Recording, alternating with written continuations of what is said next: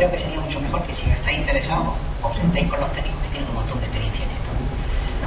Una cosa importante en general en las micorrizas es que es importante aplicarlas y tener un tiempo, un periodo de espera. ¿Os acordáis de que el hongo tiene que germinar, salir de su inóculo y meterse en el interior de la raíz? En ese tiempo el hongo es bastante débil. Entonces, en ese tiempo tendríamos que evitar, por ejemplo, obviamente, aplicar fungicidas, pero también cualquier tipo de fertilización que pueda hacer a la planta menos apetecible. Eso es con micorrizas en general. Bien, voy a ir realmente muy rápido.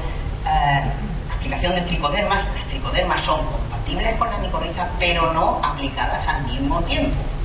Las tricodermas, para los que no hayáis usado, lo sabéis, es un patógeno de hongos. Se come los hongos. Pues si tú en un formulado o aplicas al mismo tiempo micorriza y tricoderma, la tricoderma te da un beso, porque le has invitado a una fiesta.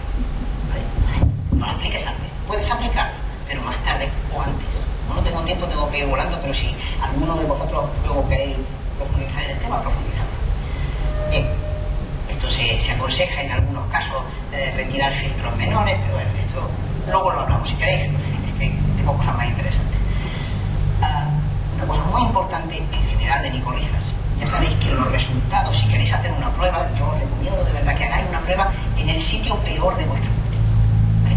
Cuando la micoriza, ya veremos algunos ejemplos ahora, en la micoriza cuando lo aplicas a una situación en que la planta se encuentra bien, está equilibrada, etcétera, pues puede funcionar, pero no se ve mucho el efecto. Pero cuando realmente la micoriza funciona, es cuando la planta lo necesita. Situaciones de estreses bióticos, es decir, infestación por patógenos, por ejemplo, nemátodos. Hay un resultado fantástico en la aliviación de la infestación por nemátodos, por la micoriza. En el caso de estreses sanguíneos, cítricos, concentración de metales pesados, todas esas situaciones que la planta le está pasando realmente mal. Trasplante, es el momento ideal de aplicar la micoriza. La planta tiene un estrés muy grande. Ahí es donde la micoriza va a echar para adelante la vaina. Voy más rápido. Se puede utilizar algún tipo de producto natural al mismo tiempo. Hay algunos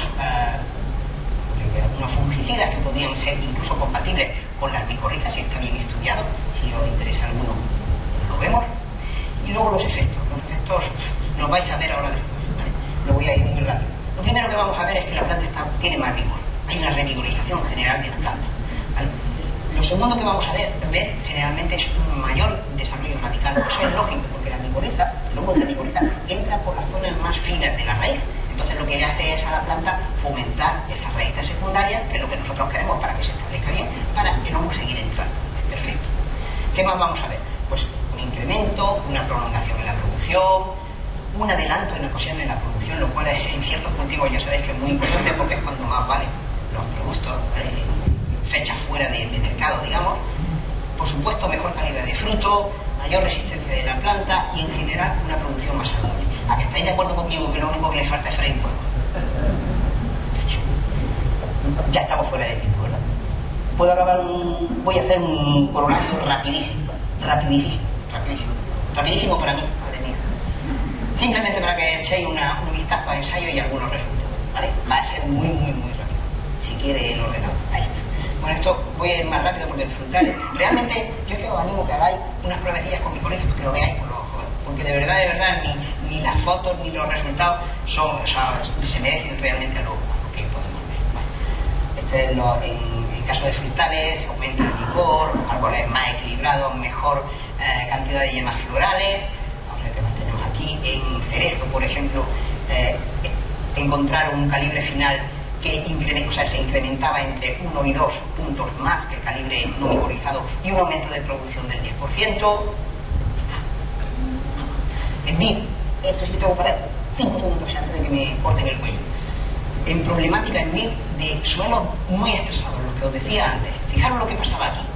Unos suelos con micorriza, una micorriza autóctona y sin micorriza textil. Y diréis, bueno, tú te has equivocado de diapositiva porque esta no es la que querías poner. El cambio de la micorriza a la no micorriza es mínimo, ¿verdad? ¿Qué es lo que pasa aquí?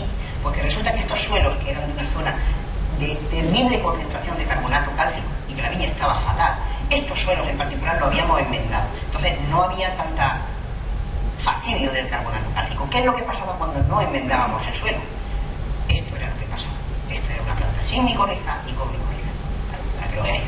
Simplemente para deciros la importancia, donde pone testigo, es una planta de olivo sin micorriza, Donde pone extraño es con un hongo que no es autóctono o ecocompatible con la zona, y donde pone autóctono, fijaros en la diferencia de raíz con respecto al extraño, tenemos esa diferencia de raíz, con un montón de otros inconvenientes que puede haber con los hongos extraños. Vale, esto voy a ir más deprisa, simplemente que tiene mejor desarrollo radical. En patata simplemente lo estábamos viendo que disminuyendo la concentración de fósforo podíamos tener incluso el mismo rendimiento si echamos micorriza, si no echamos micorriza, merece la pena para luego. Bueno, en lechuga, fijaros la diferencia de calibre, en espárrago en unas situaciones de supervivencia se igualaron los espárragos. Esto es un cultivo de arándanos que creo que es bastante interesante para la zona. La planta de la izquierda es no micorrizada, la planta de la derecha es micorrizada. En fresa se ha aplicado en Estados Unidos y ya en protocolo de esa zona se aplica Micogen. Se vio perfectamente que aumentaba mucho la humedad del suelo en suelo micorrífico con respecto al no micorrífico. En melón, bueno, había un incremento del 14% en las de primera categoría, el calibre medio aumentaba un 10%, que os voy a contar. Vale. Ya de verdad que engaño, pero es que quiero que veáis. Muy bueno, estamos con Miguel Ángel Lupiáñez, en tomate cherry, en la variedad catalina, y tras la aplicación de Micogel en el trasplante nos va a contar su experiencia y cómo era el cultivo una vez que hemos salido de los días de invierno donde hay muy poca luz y las temperaturas son bastante bajas. Miguel Ángel, cuéntanos. He visto que la planta ha sufrido muy poco cada invierno. Cuando hablamos de superación de estrés tras el invierno, hacemos referencia a es una época donde hay poca luz, pocas horas de luz, temperaturas bajas o incluso la noche baja y el día muy caluroso, y la producción de materia seca por parte de la planta o la respuesta a vegetar de una manera normal y equilibrada es difícil. Ha hecho buen ramo, un ramo bonito. Debido a esa situación de estrés, muchas veces el ramo no presenta una floración homogénea y por lo tanto la fructificación no es homogénea, dando problemas a la hora de la recolección o en calidad de fruto. Y luego el tema del cierre del tomate, para hacer variedad catalina, que cuesta trabajo cerrar el tema de la coronilla, pues la ha cerrado perfecto. Cuando habla el tema de la coronilla, ¿te refieres a la maduración? Claro, a la maduración completa de todo el tomate, no quedándose los hombros verdes. Para un tomate que está rojo, tomate que esté más naranja, va parejo, va homogéneo. Este es el problema que le sale claro, pero esto al final lo madura bien, comparación todo homogéneo. Exactamente, el año pasado que no tenía Micogel, aquí se le quedaba la coronilla verde. ¿Qué estamos diciendo cuando hablamos de maduración homogénea? Estamos diciendo que donde se ha aplicado Micogel hay una absorción adecuada de nutrientes, un desarrollo normal de la planta y un movimiento de solutos o de azúcares hacia los sumideros, que en este caso son los frutos, consiguiendo un equilibrio en la parte nutricional reflejado en una maduración homogénea del fruto. Y la salida de la planta después del invierno. La salida de la planta después del invierno, pues aquí se puede dar muestra. Y luego el ramillete que toda la situación. Como resumen, lo que podemos decir es que después de una situación de estrés, en este caso trasladada al invierno, de días con poca luz, diferencias de temperatura, temperaturas bajas, etc., la planta ha tenido un desarrollo vegetativo normal, equilibrado, que se ha traducido en todas esas características de maduración homogénea, frutos homogéneos, calidad del fruto, uniformidad, etc. La acción de Micogel sobre la planta le permite una mejor absorción de nutrientes, un mejor equilibrio nutricional, por lo tanto un desarrollo vegetativo mucho más óptimo a la hora de que los días empiecen a alargar y nos incremente la productividad del cultivo de una manera homogénea y adecuada.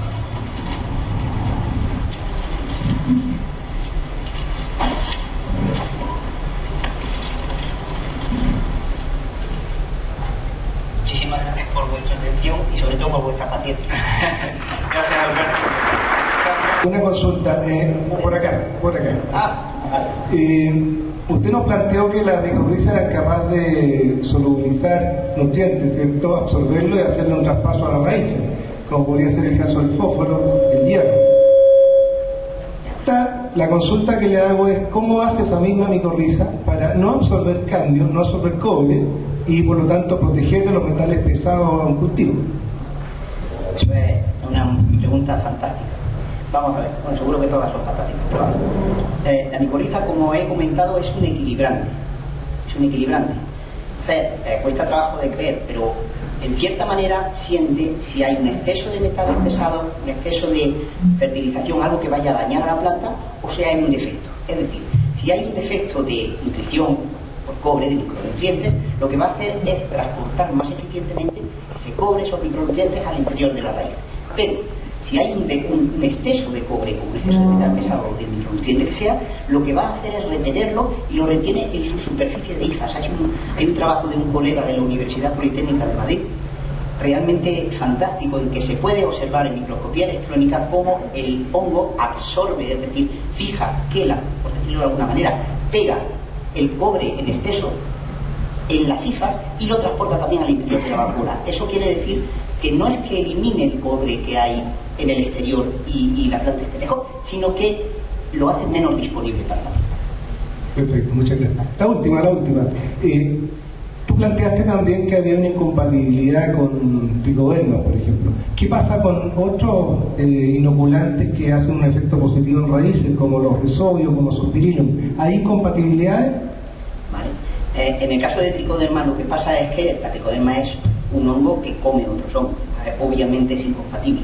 Pero la buena cosa que tienen las micorrizas, como he comentado, y podríamos estar aquí siglos hablando, ¿no?, porque en microbiología profunda del suelo, es que la micorriza es como si dijéramos la tela de araña fundamental del suelo sobre la que se van a depositar o vivir un montón de otros microorganismos de todo tipo. Es decir, para contestar a tu pregunta directamente, si utilizamos tanto Rhizobium como PGPR, como Aspergillus, como todas las bacterias y microorganismos que sean beneficiosos para la rizosfera, obtendremos un efecto sinérgico. La cuestión es que hay que formularlo adecuadamente o utilizarlo adecuadamente. Eso es otra cosa. ¿Alguna otra pregunta para el doctor Mago? Acá en medio hay otro ya. Primero ya a la izquierda.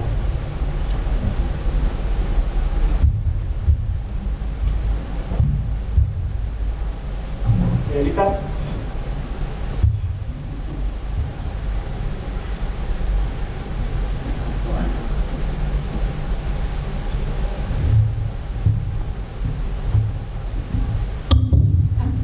¿Aló? Ahí sí. Dos preguntas que creo que son cortitas. Una es, ¿hay algún efecto que hayan comprobado de micorrizas sobre margarodes? ¿Sobre, perdona? Margarodes. Porque yo sé que hay algunas micorrizas que tienen efectos sobre nematodos, pero sobre margarodes, ¿hay algún estudio? Y la otra pregunta es, ¿cuánto es el tiempo que uno debe esperar para ver un efecto de micorrizas sobre un huerto frutal adulto? Vamos a ver, en concreto sobre la especie que me comentan, es lo que nos pasa a los científicos, ¿sabes? Que nos especializamos en una cosa y entonces cerramos un poco los ojos a todo alrededor. Lo que sí te puedo decir es que en menitoquímica sí que tenemos unos resultados espectaculares, que son una plaga grande de nematodos en España, pero de esa especie que me comentan en particular yo no tengo noticia, no lo sé, no te lo sé. Con respecto al efecto que puedas tener en un huerto, estás hablando de huerto adulto, pero estamos hablando de plantas de huerto, son plantas anuales y no sé más. Sí, ¿no? Vale. Es que lo que tienes que hacer en un huerto, huerto frutal, ¿vale? Es que huerto para nosotros, esto es los cambios estos del lenguaje castellano. Vale, vale, adulto, perfecto, ahora entiendo que digo, para que no me van a decir una lechuga adulta que te la vas a comer. ¿Te vas a echar mi corte? No, claro, no, lo rica que está la lechuga. Bueno, el caso es que en frutales, vale, hasta hace muy poco la respuesta de un científico, de colaborador mío, hubiera sido que en planta adulta y en árbol adulto no se podía echar micorriza porque no iba a encontrar ningún efecto. Eso te hubieran dicho, además, todavía hay científicos que te van diciendo eso. Pero es una cuestión, el problema es, por supuesto, el tipo de hongo que uses, pero eso sería para joven y para adulto, y sobre todo el inoculante que vayas a usar. Si el inoculante es capaz de llegar a las raíces, porque claro, en un huerto adulto lo que tienes es un desarrollo radicular o radical muchísimo mayor. Entonces, si haces una aplicación en un puntito determinado, pues es que no esperes que la micorriza te funcione mucho. Pero si tú tienes una manera de aplicar un buen inoculante y repartirlo bien por las raíces jóvenes, que va a seguir promoviendo el frutal en general, vas a tener efectos. ¿Cuánto tiempo vas a utilizarlo? Pues mira, eso es una pregunta ahora. En muchas de las preguntas probablemente me voy a convertir en gallego, no sé si vosotros sabéis. Los gallegos tienen la fama de contestar una pregunta con otra, o decir siempre depende, ¿vale? Entonces decir gallego depende, es una tontería, pero son fantásticos. Bueno, en este caso te digo depende. ¿Y de qué depende? De las condiciones de tu cultivo. O sea, si el cultivo está muy necesitado y la planta está en unas condiciones, está pasándolo mal, en unas condiciones restrictivas, que por otra parte es lo que pasa en la mayoría de situaciones agrícolas, la respuesta la puedes ver en cuestión de 6 meses. Si lo que estás viendo es una planta que está mimada, entre comillas, que está muy bien, pues entonces a lo mejor la respuesta, incluso te digo que a lo mejor no la ves. Incluso yo le decía a alguna gente, le decía que ojalá no veas la respuesta de la micorriza, quiere decir que está muy bien tu huerto. Pero si te viene una sequía gorda, que tiene un sufrimiento grande, pues sequía, tiene un riego por botella, imagínate que se te rompe la riego, yo que sé, cualquier cosa, ¿no? O una infestación o algo parecido, entonces es cuando vas a ver realmente la respuesta de la micorriza. Lo mismo para el tomate. Lo mismo para el tomate. ¿Es una pregunta? Sí. Es la misma cosa. Para el tomate, pero tomate de huerta, o si estoy entendiendo un tomate distinto. Vale. Un tomate adulto. Ah, bueno, tomate adulto, vale. Estamos en la misma, no le digo casi. Estamos en la misma situación, es decir, la cuestión es aplicar la micorriza lo antes posible para obtener la mayor rentabilidad posible en la vida de la planta. Pero cuando tú lo aplicas tarde, la cuestión es la necesidad que tenga tu planta de micorrizarse. Si tu tomate está muy necesitado, la respuesta que vas a ver, pues es que yo que no me quiero pillar los dedos en esto, porque luego es muy difícil, ¿no? Pero te puedo hablar de un mes, 3 semanas. Depende de la necesidad de la planta. Muy necesitada, respuesta antes. Poco necesitada, más larga. Hola, hola. Bueno, yo iba a preguntar algo parecido a lo que preguntó el señor allá, pero, o sea, en hortaliza, ¿cuándo se recomienda más aplicarlo? ¿Antes de trasplante o después de trasplante? Y si da lo mismo, qué es lo que pasa y si hay alguna alternativa mejor que la otra. Vale. Vamos a ver, lo suyo realmente sería, imagínate que tú haces tu almáciga de tomate, tú mismo lo haces, ¿vale? Y la estás cuidando. Entonces, el momento idóneo para aplicar la micorriza, vuelvo a insistir, es cuanto más joven sea la planta, mejor, que tenga raíces ya. Cuanto más joven, mejor.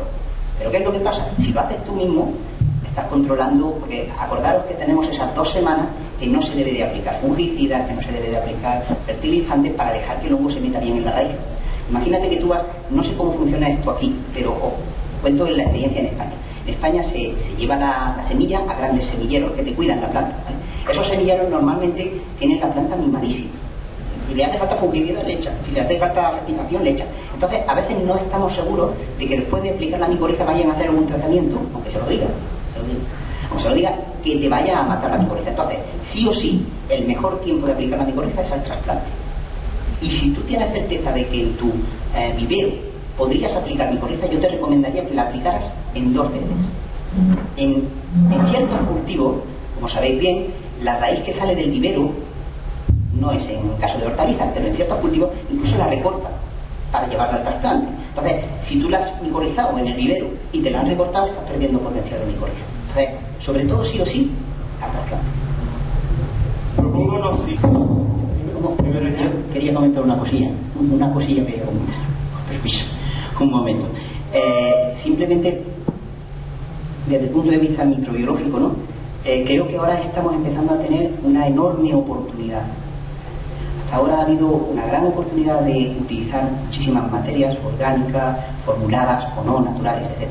Y ahora se abre la puerta enorme a la utilización realmente de los microorganismos del suelo. Pero por favor, vosotros que vais a hacer lo que lo aplicáis, tened muchísimo cuidado, porque si utilizamos los microorganismos como herramientas y no lo observamos como una cosa global, podemos dar un desequilibrio del suelo muy grave. Si nosotros aplicamos microorganismos como si eso fuera nitratos, hay que tener mucho cuidado. Sabemos lo que liberamos en el suelo, pero no lo que recogemos. Ahora sí, para Alberto, dos preguntas acá. ¿Hay alguna restricción de temperaturas en el suelo al momento de aplicarlas? ¿Y cuáles dirías tú que son los fertilizantes más dañinos o cuánto tiempo deberíamos esperar antes de fertilizar después de aplicar las microorganismos? Con respecto a la temperatura del suelo, en realidad yo te puedo decir que no existe restricción, ¿vale? No existe restricción. Obviamente va a haber hongos que funcionen mejor a unas temperaturas que otras. Ten en cuenta también que la superficie del suelo, en cuanto entras para abajo, todo se homogeniza. Para que tengan una idea, se han encontrado micorrizas en las zonas de Tierra de Fuego, por ejemplo, ¿vale?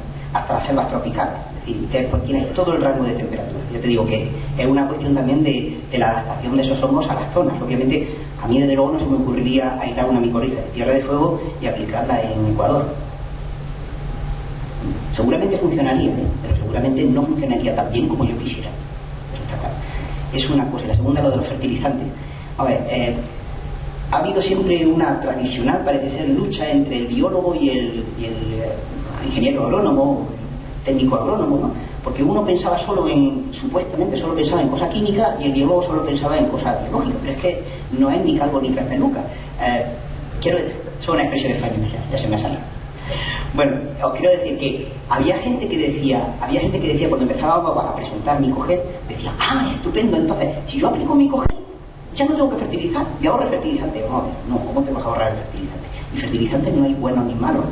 Buenos y malos los que conocéis vosotros mucho mejor que yo, mejores o peores. Pero no hay ni buenos ni malos, es que la planta lo necesite o no lo necesite. Y que la micorriza lo rentabilice o no lo rentabilice. Pero obviamente tú tienes que fertilizar un sistema agrícola para darle de comer a la planta. Yo suelo decir, esto es como si fuera, tú tienes mucha hambre, ¿no? Y resulta que no tienes dientes. Les pongo este ejemplo a los agricultores generalmente. No tienes dientes y te ponen para comer uno de estos famosísimos bistecs que tenéis vosotros aquí, que son una maravilla, ¿vale? Te lo ponen bien gordote, ¿vale? Y no tienes dientes, entonces ¿qué haces? Te lo metes en la boca y empiezas a chupar, ¿vale? Pues así te alimentas algo, pero no te alimentas del todo, se te queda ahí, toda la fibra se te queda ahí. ¿Qué haces tú? Te compras una dentadura postiza y te la pones. ¿Comes? Sí. Cuando se te acaba el filete, ¿te comes la dentadura postiza? No. Luego, no hay que tener ningún prurito en decir que, por supuesto, hay que fertilizar. Y no existen fertilizantes buenos o malos hasta el límite de lo que vosotros conocéis, mucho mejor que yo. Quisiera hacer la siguiente pregunta. Desde hace aproximadamente 10 años en Chile se está usando la tecnología del té de compost, en base a compost de alta calidad microbiológica como inoculante pesoférico. ¿Existe incompatibilidad o compatibilidad de las micorrizas vesículo-arbusculares con compost con alto contenido de actinobacterias? Vale. En general, como he comentado, todas las bacterias pesoféricas o de suelo que tengan beneficios para la planta son absolutamente compatibles con la micorriza, absolutamente. Es decir, no solo son compatibles, sino que generalmente son sinérgicas. Otra cosa es la formulación en que la aplique y el momento de aplicación, que pueda gustarle más a la planta, y entonces pero eso ya habría que ver con los técnicos de campo y ver las dosis, los momentos de fertilización, etc. Pero en general, cualquier microorganismo del suelo, es más, las hifas estas que habéis visto, esta tela de araña que se extiende 3 metros bajo la superficie del suelo, generalmente esas están colonizadas en su superficie por muchísimos otros microorganismos, entre ellos, por supuesto, todas las bacterias, las PGPR y las promotores de sublimación de fósforo, de fijación de nitrógeno, etc.